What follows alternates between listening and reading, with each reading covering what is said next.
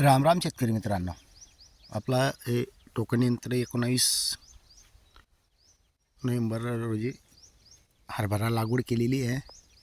त्याच्यानंतर आपले यामध्ये 4 फवारण्या होऊन गेलेल्या आहेत.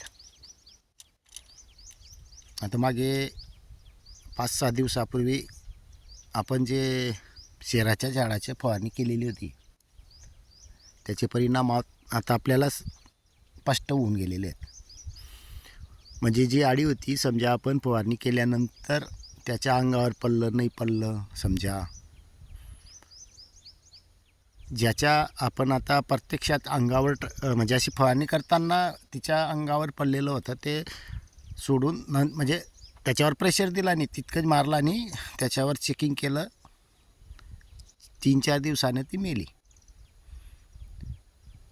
तर त्याच्या अंगावर पडलं म्हणून मेली असेल असं मला म्हणजे शंकाच होती. पण त्यानंतर आपण आता पूर्ण हरभरा बघितला तर एकही आडी नाही. आता काही जागेवर पाला खाल्लेला आहे त्याला, पण आता तिथं आडी नाही आहे. कारण शेराच्या झाडापासून जे आपण आडी नाशक तयार करतो आहे याचे एक विशिष्ट आहे, हे फवारणी केल्यानंतर लगेच मरत नाही, काहीतरी 4-5 दिवस लागतात.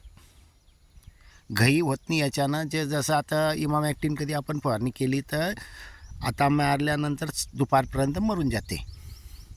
पण शेतकरी मित्रांनो, हे नैसर्गिकरित्या असल्यामुळे त्यामुळे ते लवकर मरत नाही. पण शेतकरी मित्रांनो, ज्या दिवशी आपण फवारणी करतो त्या दिवसापासून त्याचं खाणं बंद होऊन जातं.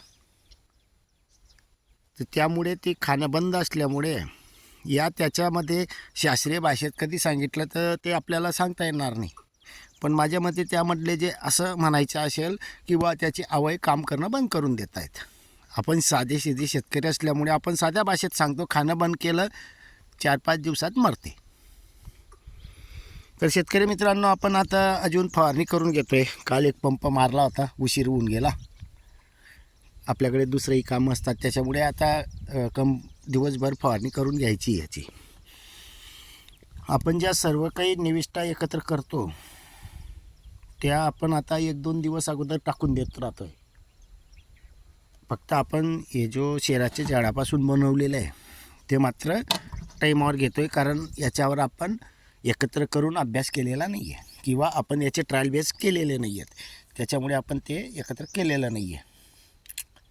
काही दिवसानंतर तेही प्रयोग करणार आहे. तर शेतकरी मित्रांनो, आपण जे काही तयार करून ठेवतो आहे बघा, कसं एक चिकट स्राव तयार होतो आहे.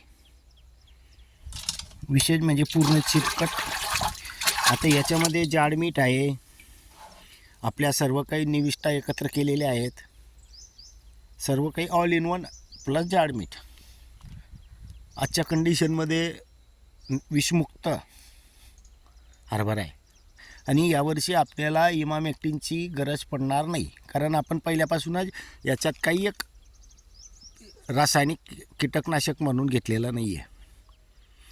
तर शेतकरी मित्रांनो, या कंडिशनमध्ये आता झालेला आहे हरभरा. धन्यवाद.